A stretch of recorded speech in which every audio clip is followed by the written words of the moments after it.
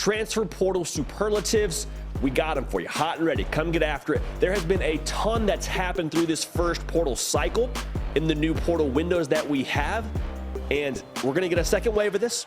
A lot of guys are going to go through spring practice, figure out where they sit on the depth chart, and figure out what they want out of their career and what they want out of the 2023 season. But there are some very big movers and shakers that I think we need to address, so I got a couple superlatives for you, and the first one being biggest impact. The biggest impact in my mind from this first portal cycle, or first portal window rather, Sam Hartman of Notre Dame. You'll remember there was a lot of buzz around him potentially jumping into the transfer portal after the bowl game. That's even before the bowl game began, that after the game ended, he would jump in. He eventually did, was pretty much cut and dry. Notre Dame was kind of the only leader in the clubhouse for him, it felt like, and he ended up doing that. The reason why this is the biggest impact, do we all understand what this could mean for Notre Dame? Do we all understand what adding a different element to this offense could mean for them? They averaged around 200 yards passing a game last season, and they won 9 games. 8 in the regular season, 1 in the bowl game. To now add someone like Sam Hartman, who's extremely established, played college football for what feels like forever now. He's getting in Stetson Bennett territory in terms of the jokes you can make now. It feels like he's the missing piece because you ran for right around 200 yards a year ago. You only allowed 23 points a game. I'm not backing down from this. This is not a part of hot take season. This is just, I think, a very reasonable thing to say. Adding a dynamic quarterback to Notre Dame, you now have, in theory, a capable passing game, which is more than what you could say they had a year ago. No knock on Drew Pine. You have a run game that's going to average, you would imagine, north of 150 yards. And you have a defense that brings a lot of pieces back and could be really, really exciting again. And Marcus Freeman's a defensive head coach, so the guys they are having to replace, I feel comfortable about what they're going to do on that side of the football. So you check a lot of boxes. I think Notre Dame can be a New Year's Six bowl team. Maybe even do a little bit more damage than that. We're going to save that kind of talk for when we get closer to the season. We're not trafficking in hot take season, but Sam Hartman, for me, so far in this portal season, the biggest impact. If you're not yet subscribed to the On3 YouTube channel, we would love to have you at the party. We got a lot to unpack here as we get closer and closer to college football. Yes, we're already talking about that. The games are coming here soon, but we got content for you every single day. Don't want you to miss out on that. Also, follow me on the socials at JD Pickell on Twitter and on Instagram. Lock in with us there.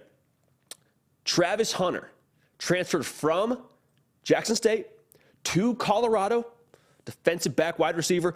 For me, that is the biggest statement of this entire transfer portal first-time window. The reason with that being, he's undoubtedly going to help Colorado on the field. Like, that's not, I don't think, a debate. Probably walks in there today as the best player on that roster, was the #1 player in the transfer portal, according to us here at On3. And the reason why this is a statement, think about the message this sends to everybody else across the country. Think about what this message is to another 5-star player, maybe at the high school level, or another big-time player that's in the portal currently. It says, I have so much to accomplish. I have so much I still want to do. There's some risk involved. Going to a coach in Deion Sanders, first FBS job. Not a bad thing, just means the sample size is non-existent. I trust him with my development. Yeah, you could have gone to Georgia. Yeah, you could have gone to another big FBS school and gone somewhere that was more proven, quote unquote. But Travis Hunter says, no, with my development, with what I want to do with my career, Deion Sanders is the best person for me to help me get to where I want to go. And so I think seeing someone like Travis Hunter go first, now all the other players that have a lot that they want to accomplish now view Colorado a little bit differently. Hey, Travis Hunter, he's #1 player in the portal. He went to Colorado. Good enough for his development, good enough for me. That's, I think, the angle you can now take, now the pitch you can make if you're Deion Sanders at Colorado. So for me, this was the biggest statement, that you can do whatever you want to do at Colorado. Now, they're going to have to take it to the field. They're going to have to eventually get between the white lines. It might take a second, but having someone like Travis Hunter, I believe, is a signal fire to the rest of the other individuals, again, at the high school level or the transfer portal. You can get it done at Colorado. The sneakiest addition for me of this year's portal window, portal one window rather, Dasan McCullough transferred from Indiana to Oklahoma. This guy is a dude, y'all. Edge rusher, 6'5", 230 pounds, had 4 sacks last year at Indiana. And this is a name that you probably heard about maybe in passing, but wasn't one of those household names like Travis Hunter or like Devin Leary or Grayson McCall when he was in the portal for a brief period of time. Didn't have that same flash. What Dasan McCullough is going to bring to Oklahoma is exactly what Brent Venables' defense needs. Think about those great defenses that he had at Clemson. Always had some studs on the defensive line, right? Studs, but also freakishly versatile, which is what Dasan McCullough brings to the table here. Great speed, great length. Again, 6'5". He's a guy that can play in this system. He can rush the passer, can also peel off really quickly and run with the running back on a swing route. That's the kind of versatility this defense requires. And I believe Oklahoma didn't have that in spades last year. They didn't have as much of it as they needed. I'm not going to say they didn't have it in general. I'm going to say they didn't have as much as they needed. So adding Dasan McCullough, it's not the name that you were looking at on the portal wire maybe and watching, and when you saw that you got Dasan McCullough as an Oklahoma fan, you weren't like, oh, great, that's a program changer. Let me tell you this, I believe he is that caliber of player. I really do. And he's got a long time to play football still as well. Most upside. You could have given this one to Dasan McCullough as well, but I think Jaheim Bell going from South Carolina to Florida State is a very big addition. Jaheim Bell, obviously a tight end at South Carolina. I say obviously, it may not have been that obvious, because if you turned on the tape and watched some South Carolina football, you saw zero lining up at running back, saw him at Wildcat quarterback, saw him split out. There's a lot he can do for you. I don't know that we've really seen him play his best football yet, because he hasn't really been a true tight end just yet. And you pair him with all that they still have in Tallahassee, with Jordan Travis saying, run that back turbo, Leo DiCaprio season, I'm not leaving. You got Micah Pittman, you got Johnny Wilson. You have so many weapons now in this arsenal for Florida State where I think Jaheim Bell can really flourish. Because he was, in my opinion, one of 2 guys at South Carolina that could really hurt you when they decided to throw the football. I guess they had Josh Vann as well, so I won't be brutal on South Carolina. I'm just saying I think Jaheim Bell is in a really good spot at Florida State. His talent paired with all they have coming back, I think it has potential to be really exciting for Florida State. And if they can take that next step as an offense, and Jaheim Bell can help Jordan Travis take that next step as a quarterback, they will be the New Year's Six Bowl team. Okay? So keep an eye on Jaheim Bell. For me, just another huge weapon they add from Tallahassee. So now we're going to move into the shocker category, the biggest shockers, if you will. And I have Alabama and Auburn as my biggest shockers because they haven't taken a quarterback yet in the portal. And to me, this whole conversation around this being a shocking development so far is about your expectations. What do you expect from the programs? We'll start with Alabama. You probably expect them to compete for a national championship. You probably expect them to, at the very least, make the college football playoff. And if you don't expect that of Alabama internally and within that fan base, they do expect that. So you got to replace Bryce Young. What's left for you in that quarterback room is Jalen Milroe and Ty Simpson. Both players that are highly recruited, have a lot of tools, but if you want to win the national championship next year, do you believe that Ty Simpson or Jalen Milroe can do that for you? They very well could. I'm not sitting here telling you they can't get that done, but I'm telling you, if you're Alabama, with all the quarterbacks that were available in the portal, whether it was Sam Hartman, whether it was Devin Leary, whoever you were looking at, those would be more established, more proven commodities.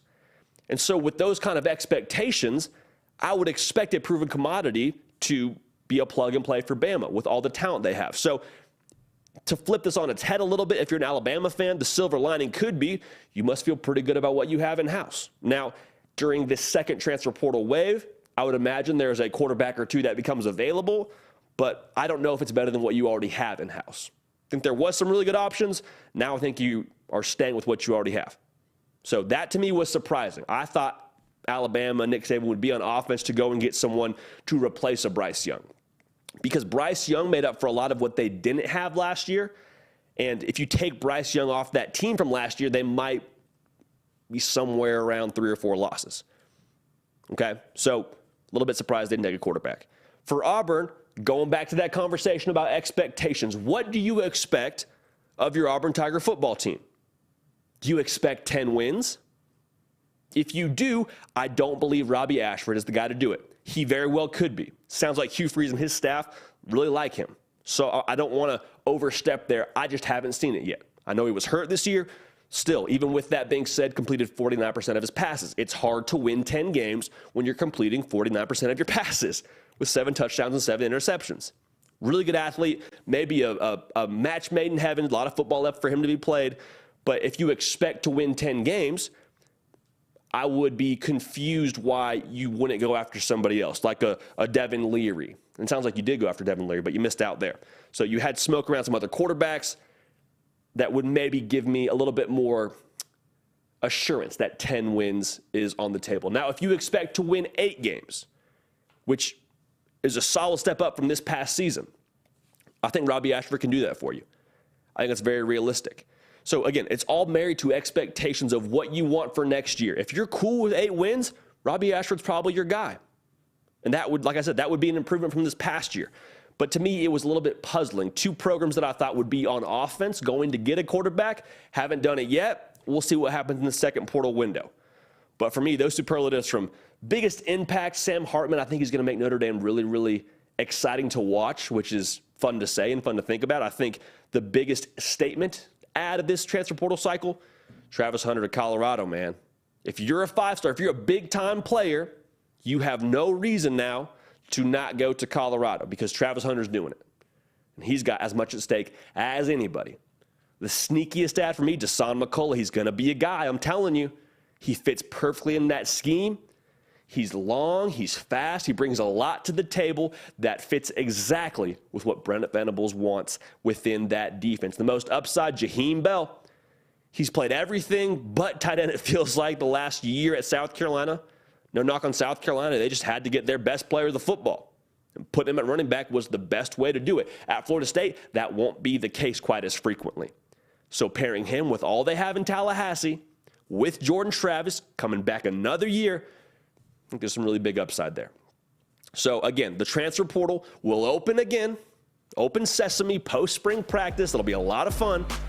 We'll have another round of this when that happens or when that portal closes again finally. But for us, those are the superlatives right now as the portal stands currently.